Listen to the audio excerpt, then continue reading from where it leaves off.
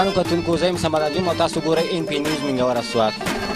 په دې وخت کې موږ دا پروګرام چې کوم دی د کوکارۍ د ښایست په اړه باندې شروع کړی دی. زموږ موضوع د کوکارۍ ښایست دی، د سوات ښایست دی. نو په دې وخت کې موږ سره زموږ د علاقې مشر ولاړ دی، هغه تاسو سره خپل پېژندګلوي وکړي. السلام علیکم. وعلیکم السلام. کتونکو سره خپل پېژندګلوي. اعوذ بالله من الشیطان الرجیم، بسم الله الرحمن الرحیم. زما نوم شفیع الرحمن دی، خلک راته طوطا وایي.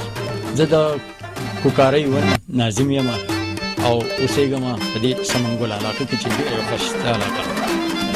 د ښایست په اړه کې زموږ د کتونکي چې دوی ته څه وایي؟ زموږ دا ځای کې ډېر یو ښکلې علاقه ده. په دې کې ښکلې ښکلې ونې د میوو باغونه دي پکې. په دې کې چې څنګه ښکلې ښکلې چینې چې څونه ښکلي ځایونه دي هغه دې ځای کې ته راغونډ شي. خاص کر د دې سمنګل علاقې ته کوکارۍ خو ټوله ښکلې ده، ټوله علاقه ښکلې ده، خو دا پکې یو ډېر ښایسته ځای دی او دې ته د هر ځای نه خاص کر د جمعې په ورځ د اتوار په ورځ ډېر سیلانیان راځي، موټر سایکلې راماتي، هر څه راماتي. او حکومت نن څه مطالبه ده؟ مطالبه یې دا ده اوس خو موږ له حالا نو کارونه یې منظور کړي، خو سړک له زموږ قرآن دی، خاصه د سمنګل دا سړک و نو د دې خو یې منظوري کړې ده. خو بیا هم موږ اپیل کوو چې دا زر ته زره روغ کړي چې دا سیلانیان د دې نه هم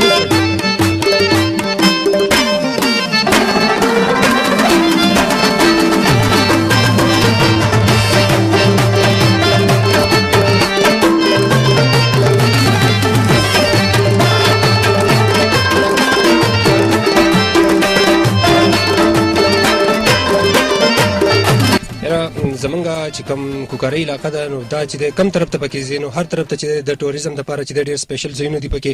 موږ دفتر نه چې د ستړي راشو نو مازدیګر چې د خپل د کوکارۍ یو سایډ مضافاتي علاقو ته چې د وځو نو هلته دومره لطفاندوز شو چې یقین وکړه زمونږ د ټولې ورځې ذهني دباو چې کوم دی هغه زمونږ چې دی بالکل د ذهنونو وځي، موږ ډېر زیات لطفاندوز شو دي نه. کتونکو ته څه میسج ورکوئ؟ زه کتونکو ته دا میسج ورکوم چې راشي زمونږ د علاقې ته، د دې علاقې نه چې د لطف واخلئ. دلته چې دلته ټوریزم دپاره ډېر زبردست علاقې دي، ډېر زبردست ځایونه دي.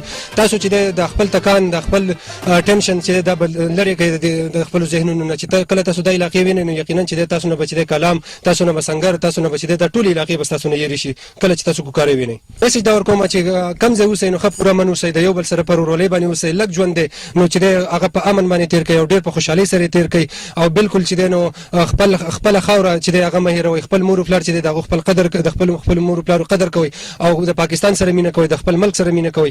او دغه پیغام دی زما د ټولو کتونکو ته.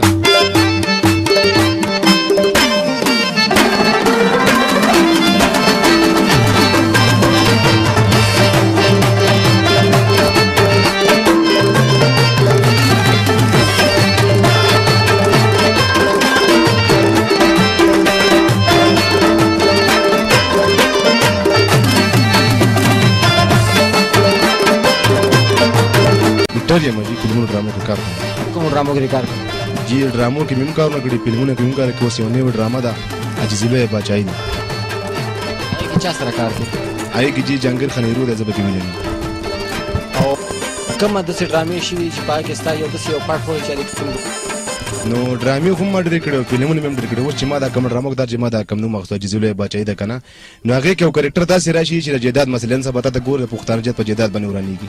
نو هغه تره ما تر تره ما ته پر جیداد باندې دستخط کوم، دستخط ته نشم کولی.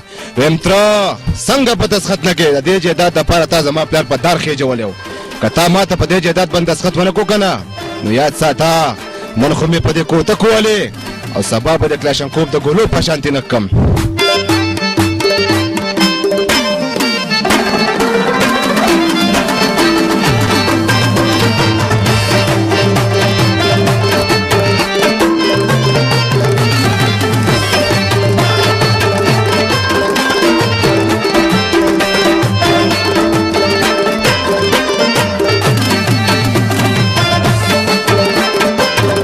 زمونږ په نیا پیغام باندې هغه کتونکو ته دا پیغام دی چې هغوی زمونږ دا پیغام واوري، کوم چې د دې خلکو د لاسه تللي دي او دغه پستو کورسو باندې ناست دي، چې هغوی په دې علاقه باندې چې څومره ترقیاتي کارونه دي چې هغې باندې دوی پوره توجه ورکړي. نو د کیمرامین اسرار سره سمد انجم ان پی نیوز د اجازت ورکوي. د الله په امان.